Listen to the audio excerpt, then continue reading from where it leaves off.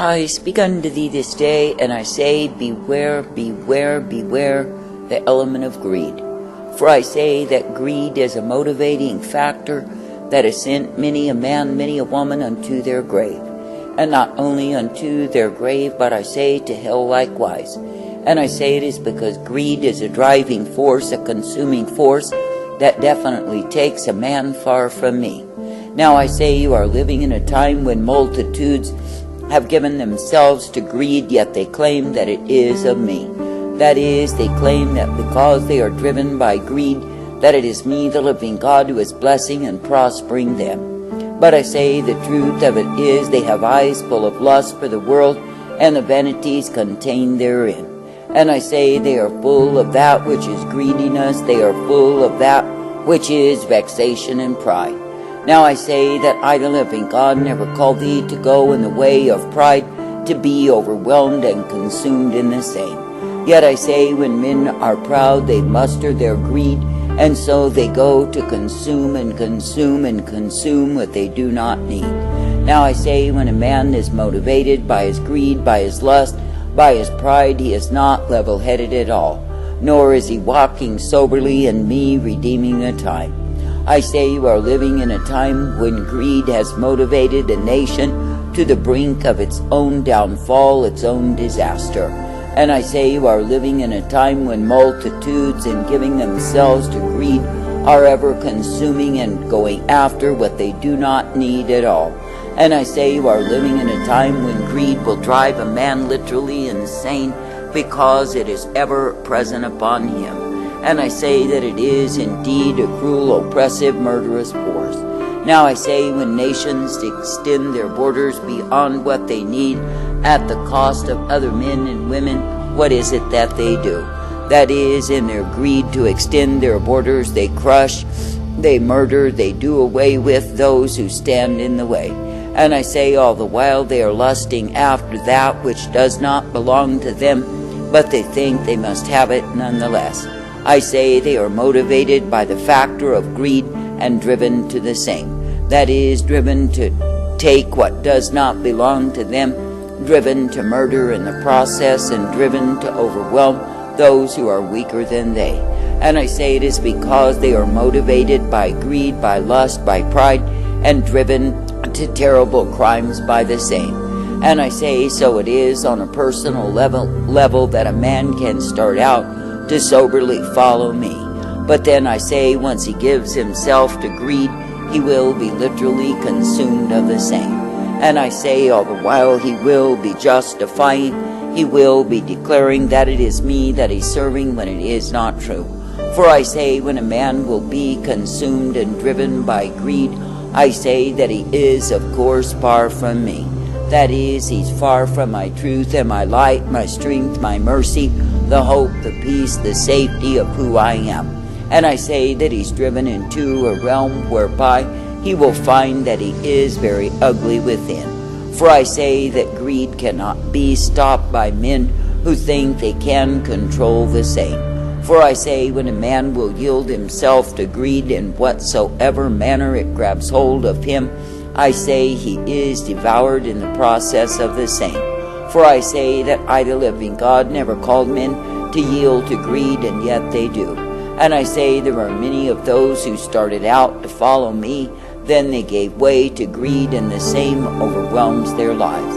Now I say that I, the living God, never called thee to be motivated by greed, by lust, by pride, and yet I say there are untold multitudes who are ruled by that.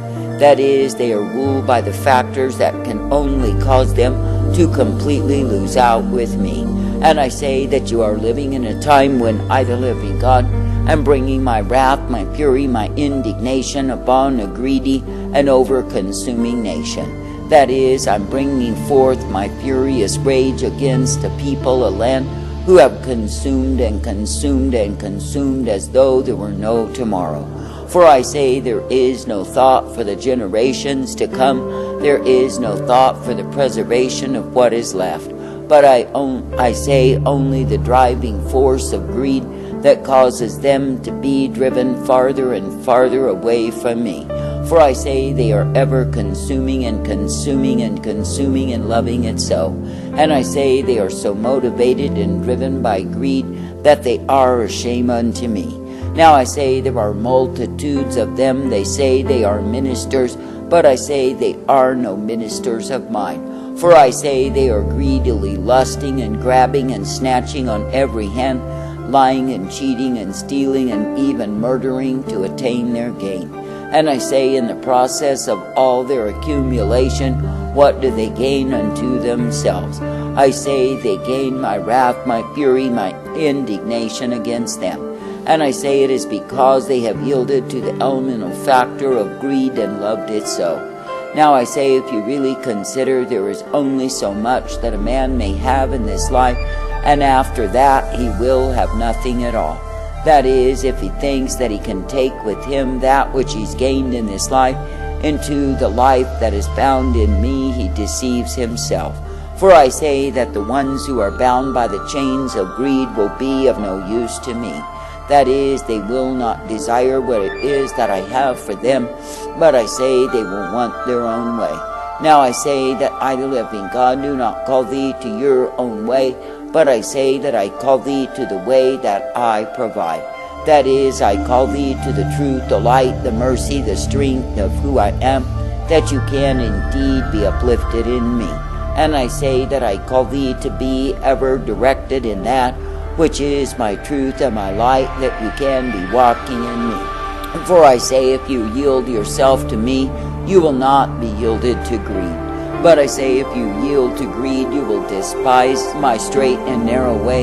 You will despise my disciplines that tell you no. And I say it is because greed is a consuming, motivating force, and I say that it rises up in great power and takes authority over a man. Now I say you look at a man who starts out to have one drink of alcoholic beverage, then ends in ruination. That is, totally devastated by alcohol consumption and his life destroyed by the same. I say that he started out to merely take one drink. He ended up a destroyed and devastated heap because of what? Because of greed and more greed and more greed that grabbed hold of him and took him down the road to his own destruction. I say that is one example of the consuming power of greed, and yet I say that it is ever present.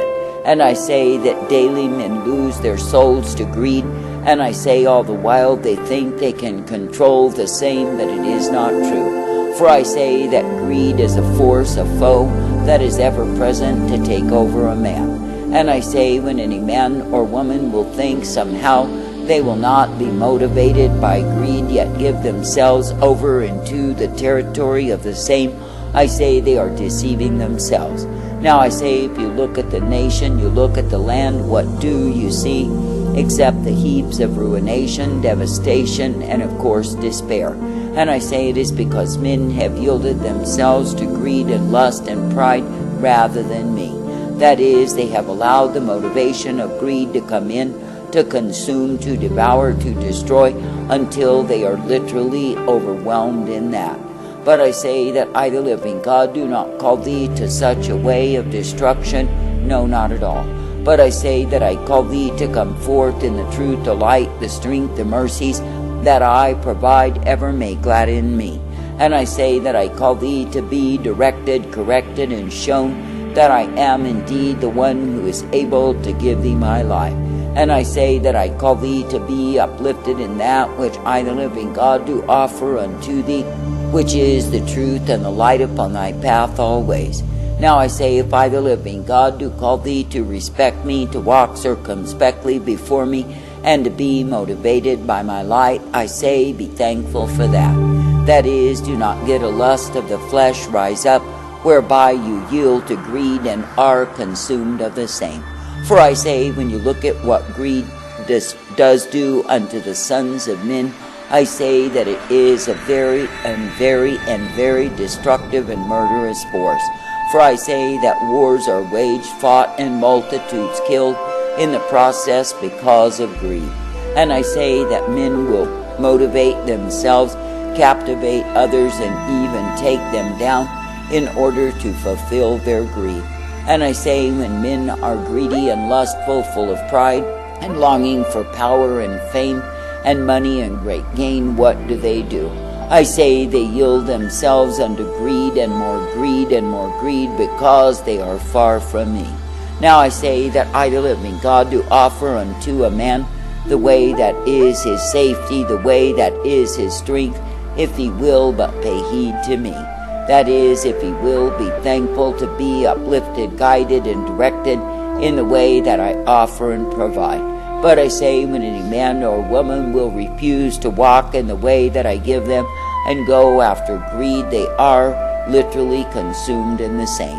And I say, they will find themselves in the grave prematurely, and in hell likewise, because of yielding unto greed.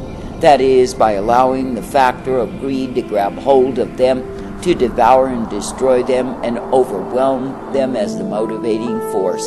That is, to drive them to their own premature grave, because they gave way to greed.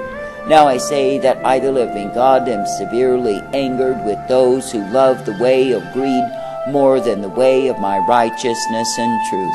That is, the ones who yield themselves to greedy grasping, to longing and lusting and pride, when I, the living God, never ever intended for them to do so. Now I say, it is me, the living God, who is the way of all righteousness, the way of all truth, and the way of mercy provided. And it is me, the living God, who will cause thee to be ever uplifted, directed, and corrected in my way. And it is me, the living God, who will give to thee the truth and the light, the strength, the mercy, and the peace that I provide. For I say, it is me, the living God, alone of all the gods, who is able to keep my own. I say this day, do not be as the foolish, do not be as the blinded, do not be as those who have opened themselves up to greed. That is, whereby it comes in like a monster, and consumes all that stands in its way. For I say that greed, when it is fulfilled, will do nothing but degrade a man. But I say that if a man will seek to be pleasing unto me, then I say that he's tempered in all that he does. Now I say, if you consider the multitudes who have died as the consequence of greed, I say, is it not a sorrowful thing? And I say, when you look at the sin, the crime of abortion, what is motivating that except sexual greed? I say, if you look at homosexuality, and if you look at that which is child abuse in the realm of sexual molestation and fornication, what do you see? You see men so driven by greed and lust for sex that they are full of the motivation of death. Now I say that I, the living God, never made men to follow such vices, such sins, and be overwhelmed in the same. But I say that I've made men, I've called them to walk uprightly in me, being tempered by me. That is, to walk circumspectly, to learn that it is me, the living God, who can guide them in the way whereby they are in control. But I say, when men will yield themselves to greed, they are automatically out of control, and the factor of greed, an all-consuming force, will rule their lives. I say this day, do not be giving yourself to greed, nor be motivated by greed, but I say, be ever thankful unto me. That is, that I am the one who is truth and light, strength and mercy, and the hope intended always. That I am the one who will give to thee the truth, the light, the strength, and the peace that is only to be found through me. That you can indeed, in a generation that is under my wrath, driven by greed and murderous in the same, not be a partaker of their sins. But you can come forth directed, guided, and kept in the straight and narrow way, the way of safety that I provide. I say, give thanks and praise.